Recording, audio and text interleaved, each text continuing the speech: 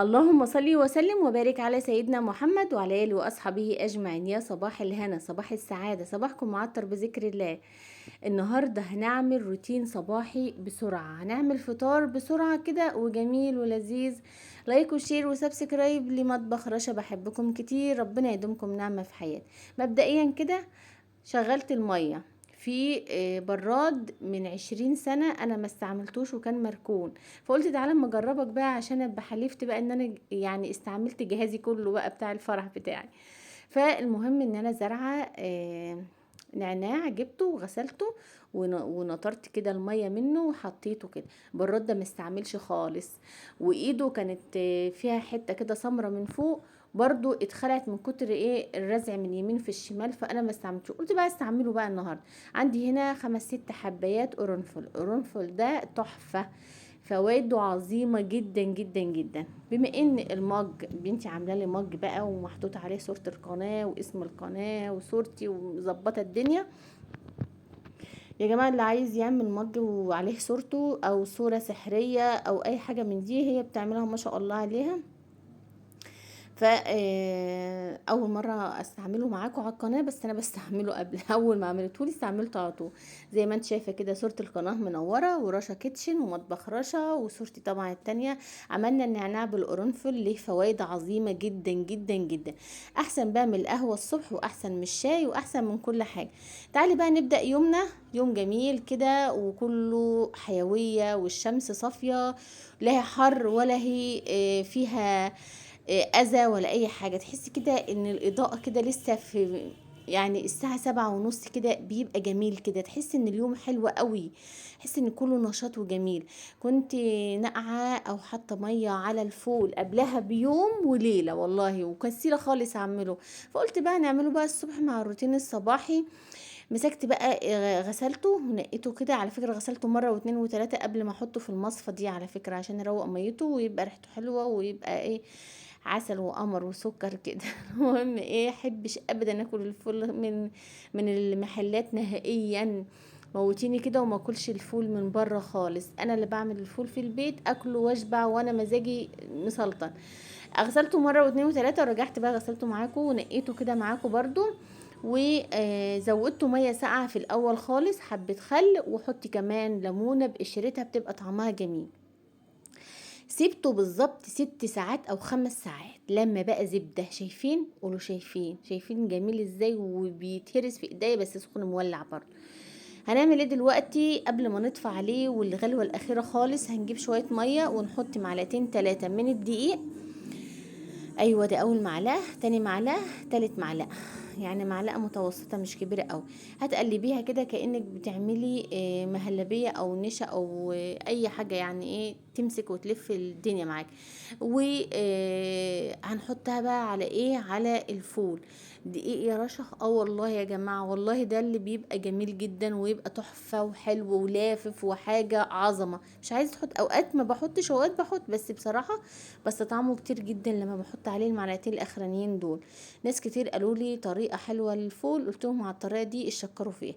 بما ان هو لسه سخن ولسه نازل من على النار، وطبعا البوتاجاز اتبهدل وفار بقى كده والدنيا ونزل على البوتاجاز، يعني كله مسيطر، هنسيطر وهنمسح ونعمل كل حاجه. هحوش بقى شويه كده حب، لان جوزي ما بيحبش الناعم قوي قوي قوي، يعني هو بيحب يكون في كام حبايه كده في الطبق، فانا اعمله اللي هو عايزه وهعمل اللي انا عايزاه انا وولادي. انا وولادي بنحب الناعمين اللي بيبقى زي اللي بره بالظبط. هعمل ايه دلوقتي؟ جبت ليمونتين وهعصرهم عليها، بما ان انا نسيت احط ليمونه في الاول وهحوش البذر كده، فانا هحطهم عادي خالص عادي، بس هحوش بقى طبعا القشره مش هتلحق تستوي، فهاخد الميه بتاعت الليمون وهبدا ان انا اعصرها عليها كده. اقفلي الميه الحنفيه يا حاج، ايوه كده جدع. تعالي بقى اشوف هنعمل ايه. صلي على الرسول وما تسرحيش معايا. احنا جينا لحد الدقيقه الخامسة اهي، داخلين على الخامسة ولسه ما حطيتيش لايك. حط لايك بقى لو انتي اول مره تشوفي قناتي، وشجعينا كده بكومنت حلو. بفرح قوي لما حد يقول عايزين وجبات للعشاء او الفطار. والله دي يا جماعه تنفع للعشاء وتنفع للفطار. يعني انا كان حد كاتب لي في كومنت ان الغدا مش مهم لو هناكل مكرونه رز اي حاجه، انما اهم حاجه الفطار. فاتعمدت النهارده اعمل لكم وجبه خفيفه وظريفه وتحضيرات للاسبوع كله، انك تعملي الفول في البيت، ده حاجه كويسه جدا. وكمان والله والله وكان عندي بيض، بس انا كسلت خالص وما راح على بالي خالص ان انا اكسر بيض او اعمله لهم اومليت او اسلقهم كده. فالمهم زي ما انت شايفه معايا هنا كده ايه، هنعمل بقى خلطة حلوة كده للفول، خلطة شهيرة جدا ما بين امهات وما بيننا كده في المطبخ. انا عن نفسي افضلها، ما احبش يعني اي خلطة تانية. صلى على الرسول واستغفر الله. انا جبت كده اتنين وحدتين من الفلفل، قطعتهم قطع صغيرة عشان ما يبانش في الفول، بما ان احنا منعمينه، فانت اي تقطيعة كبيرة هتبان في الفول. وعندي هنا برضو طماطم، 3 طماطمات متوسطين برضو قطعتهم نفس الحكاية. عندي هنا زيت يكون رايق نضيف. وهتحطي البصلاية بعد ما قطعناها بالطريقة دي. وطبعا انا عندي هناك في الطبق اللي هناك ده، طب 2 من البصل. شوف احنا هنعمل فيه ايه دلوقتي. حطيت شوية ملح صغيرين عشان يكرمل معايا ويتبل معايا وبسرعة كده. بعد كده بقى على ما تتبل معايا ايدي فيها وبعد ايه، تعالي بقى نشوف احنا هنعمل ايه دلوقتي. هنقطع البصل زي اللي السلطة الخشنة اللي بتلاقيها في المحلات. انا مش عايزاها سلطة ناعمة، بالذات في الحر ده. خشني السلطة، خشناها يعني ايه، يعني قطعيها قطع كبيرة شوية عن السلطة، يعني شرايح رفيعة طويلة، وبلاش صغيرة قوي. ليه بقى؟ لان الحر هيطلع لك المية منها بسرعة، وكمان مش هتستحمل يعني، وهتبوظ منك بسرعة. فانت لما تكتريها يعني، ديت عملتها ناعمة. انما السلطة بقى اللي احنا هناكلها ونغمس بيها وكده، هعملها خشنة شوية، حبة كمون وخلاص على كده. لان بصراحة اي توابل تانية على الفول بيغير طعمه ويديله يبقى حاجة تانية خالص. حب الكمون بس على الفول. عندي هنا الليمونة عصرتها على الخلطة، وليمونة عصرتها على الطماطم وعلى البصل. اقسم بالله العظيم البصلة بالدقة، انا عاملة دقة هنا بالثوم والشطة والخل والليمون والتوابل وكده، تحفة على البصل. حاجة عظمة عظمة بجد. ايدك بقى في الحاجة في الوك هنا، وعشان مفيش حاجة تبوظ، او طاسة كبيرة بنقول عليها هوك. عندي هنا 2 من الفلفل هقطعهم برضو جنب الطماطم والبصل. وعندي طبعا خيار انا قطعته حطيته ورا مني على الرخامة من ورا. وده الطبق بقى عظمة، طعمه تحفة بالخل والليمون والدقة بالكمون، حاجة عظمة، والشطة الحمرا. بعد كده بقى هجيب بقى الكبشة كده، وهاخد بقى شوية ايه على قد ايه، على قد الفطار. وكمان هحضر برضو من ضمنهم طبق كده للعشاء برضو، يعني لو حب حد ياكل كده اخر السهرة مفيش اي مشاكل لو كل طبق فوق للكم وينام على طول. المهم زي ما انت شايفة معايا، انا خدت كمية كويسة والباقي هخزنه لبقية الاسبوع. العلب بتاعت الجبنة يا جماعة ما ترموهاش، ما ترموهاش. انتوا بترموها ليه؟ انا شايفة حد بيرميها ليه ليه ليه؟ علب على فكرة حلوة، وفايف من تحت مكتوب عليها فايف، ورغم ان اي بلاستيك مكتوب عليه فايف بيكون ممتاز. ودي من اخصائية الغذائية، يعني حاجة مضمونة جدا والله العظيم. وكانوا مستضيفينها كمان في التلفزيون. ودي الحاجة، المعلومة دي انا جايباها من حد موثوق من. طالما العلبة مكتوب عليها فايف استعمليها، وقلبك جامد، قلبها ابيض وجميل، لا هي سمرة ولا رجوع ولا اي حاجة. بستعملها في كل خزيني، في الفول، في والله لو هحط فيها اغسلها وانضفها احط فيها مية بتلج، استعمل التلج في اي حاجة. تتخيلي العلب دي أنا بسم الله ما شاء الله مطلعه عينها، مش عايزه اقول اي حاجه تانية.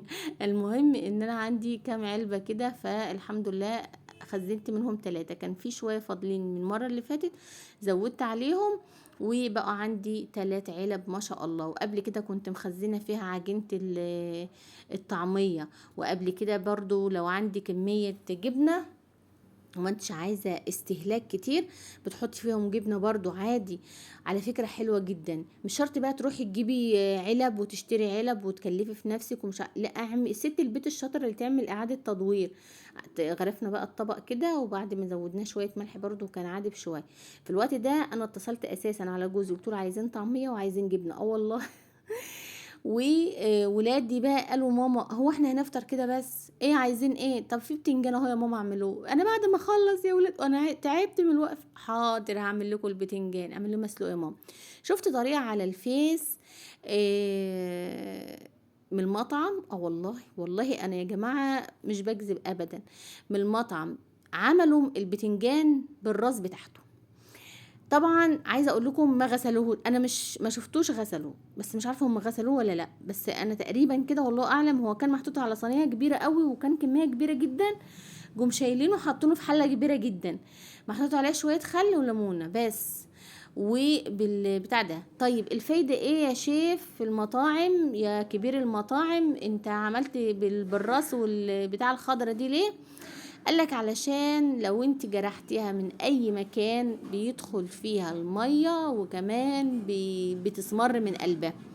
قلت اجرب في الكيلو ولا الكيلو ونص اللي عندي دول، فقلت انا هجرب، ولو طلع حلو انا هقول لكم بامانه ربنا ان هو حلو، طلع وحش هقول لكم برضو بامانه ربنا ان هو وحش. اولا انا مسكته غسلته ونضفته كتير جدا، انا بقول لك في النظافه لا اتوصى عليا، انا مش بشكر في نفسي والله. ميته نظيفه اهي، طالما ميته نظيفه وطالعه نظيفه بالطريقه دي يبقى انت غسلاها كويس وما فيهوش اي اتربه ولا اي شوك من اللي بيبقى فيه. تمام. الميه دي مش هرميها، الميه دي انا هستعملها في حاجه. البلاعه يا حبيبتي دي فيها خل وليمون، البلاعه وتقومي جايه بسم الله الرحمن الرحيم، وتقومي جايه كبها في البلاعه. يا سلام يا سلام، هتسلك لك بقى الدهون بقى بتاعت الحوض، وعظمه يا جدعان. هو طبعا سخن ولازم تعملوها سخن. شايفين قلبه؟ شايفين؟ قولوا شايفين، لا بجد قولوا شايفين. القلب ابيض زي الشمعة المنورة. وطبعا هقطع بقى الراس كده وهفتح بسرعة، هو سخن ملهلب، عارفين ايديا نشفت من كتر المسكان السخن، بس بستسهل والله. في الوقت ده اساسا انا كنت جحت والله العظيم، وريحه الفول والحاجه كده طعمها حلو. الاكل البيتي حلو مهما تقعدي في مطاعم، والله العظيم. ممكن ربنا بيحلي المطعم عشان الرزق، رزق الناس اللي فاتحينه، بس مش بستمتع ابدا باكل المطاعم، بالذات في الاكلات الشعبيه. كنت زمان استمتع ليه بقى؟ لان ما كنتش بعرف اعمل الطرق، ولا كنت بعرف اعمل الحاجات دي، كنت لسه بنت وكده، وما اتجوزتش وما اتعلمتش حاجه. فكنت بقى اول بابا ما كده اخرج معاه، يلا يا بابا بقى على الاكل الشعبي، يلا يا بابا على اكل مش عارفه الكباب، مش عارفه ايه اللي اطلبه الاقيه. الحمد لله يا رب العالمين، ربنا يبارك لي فيه يا رب. ولما اتجوزت برضو جوزي كان بياخدنا برضو المطاعم، والله العظيم ما شاء الله يعني. دلوقتي بقى بيتحايلوا عليا عشان نروح المطعم اكل، ما احبش. هو خلاص انا شفتي كام حاجة في المطاعم كده، فاتعقدت خلاص، مش عايزة اكل خارج البيت خالص. حتى لو قلت لهم احنا هنخرج وهعمل لكم سندوتشات شاورما وهعمل لكم اللي انتوا عايزينه، والعيش السوري والتومية والكاتشب وكل حاجة، وحتى البطاطس المحمرة هعملها لكم في البيت وهناخدها ونخرج. مش بخل ولا كده، لا مش عارفة، مش بحب الحاجة اللي بره ليه، مش عارفة. على كل حال زي ما انتوا شايفين معايا هنا كده بقى الدقة وتوم وشطة وليمون وتوابلها، ويا سيدي بقى ويا سيدي بقى على الدقة والبتنجان اللي يفتح النفس، والله العظيم كفاية البتنجان ده بقى. سندوتش كده يا سيدي يا سيدي، جنب بقى الفول، وحاجة عظمة عظمة يا جدعان، والله عظمة. قال بعد ما اخلص الفطار وكده واتصل على باباهم يجيب اعملي بتنجان يا ماما، حاضر. عندي هنا وحدتين من الليمون هعصرهم، حوش البذر كده واعصرهم كويس. انا مش عايزه اجيب الصينيه نحدها عشان دي سخنه لسه، العين سخن اساسا، عشان دي بلاستيك وما ما تسحش يعني. حطيت شويه خل وشويه زيت وكده، حاجه جميله تحفه، احلى واجمل بتنجان ممكن تاكليه، قلب ابيض جميل جدا. انا بعد ما قفلت الكاميرا اقسم بالله العظيم لقيت الجبنه جات والطعميه جات، والحمد لله فطرنا وبالف هنا وشفا وخزنا، والعيش كان جاي لسه سخن. اشوفكم في فيديو جديد، سلام.